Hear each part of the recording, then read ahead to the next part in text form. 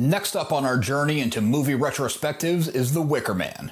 No, not the one starring Nick Cage. All you need from that one is the clip on YouTube where he runs around in a bear costume punching women in the face. It's ridiculous. We're going to be talking about the 1973 version, directed by Robin Hardy. This has an impressive cast, including Edward Woodward, Christopher Lee, Diane Salento, and Britt Ekland. This version is a pillar of the horror genre. It offers a stark examination of faith and fanaticism. It doesn't rely on special effects, jump scares, or slashers. It gets into audiences' brains by being genuinely creepy and unsettling. The movie's set on Summerisle, a remote Scottish island. Police Sergeant Neil Howie, played by Woodward, arrives to investigate the disappearance of a young girl. Howie is a devout Christian. Not long after arriving on Summerisle, he realizes he's walked into a Celtic pagan cult. The cult leader goes by Lord Summerisle, played by the legendary Christopher Lee. Howie's shocked at their elaborate rituals and fertility rites. His frustration rises as none of the locals are willing to cooperate in regards to the missing girl. The deeper he digs, the more it looks like the girl fell victim to the cult as a human sacrifice. It's believed these sacrifices will guarantee a bountiful harvest. The clever narration follows Howie's investigation. He's determined, despite every obstacle in his path. He must confront moral and ethical dilemmas when the cult's beliefs rub against his own.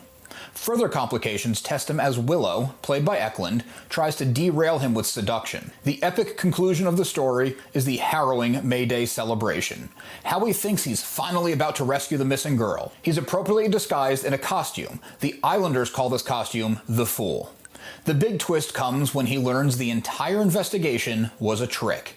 The young girl's alive and well. She was never sacrificed. It was always intended that Howie be the sacrifice. His morals and devotion to the Christian faith make him a prime candidate.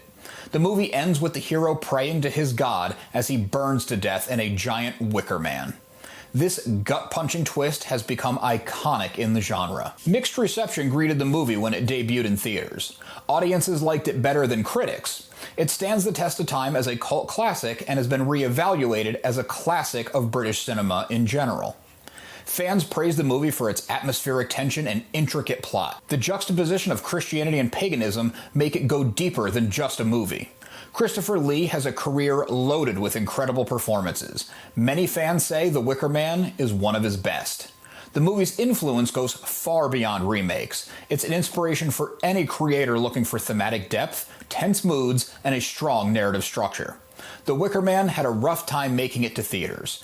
It had a modest budget to begin with. Upon completion, distribution issues followed. The original distributor was in a financial crisis. The initial release was much smaller than intended. Rumors report that significant amounts of original footage went missing. Despite all these setbacks, The Wicker Man found its audience. It became profitable over time as the movie was re-released. A director's cut was made that tried to restore Hardy's original vision. I knew the Nick Cage version was a remake. That movie is so bad I never wanted more. When I saw the cult classic status of the original, I decided to take a chance. I was pleasantly surprised. The 1973 version is a great horror movie. I'm not sure if I saw the original theatrical or the director's cut. Either way, this is a must for fans of classic horror. Check out the playlist for more retrospectives.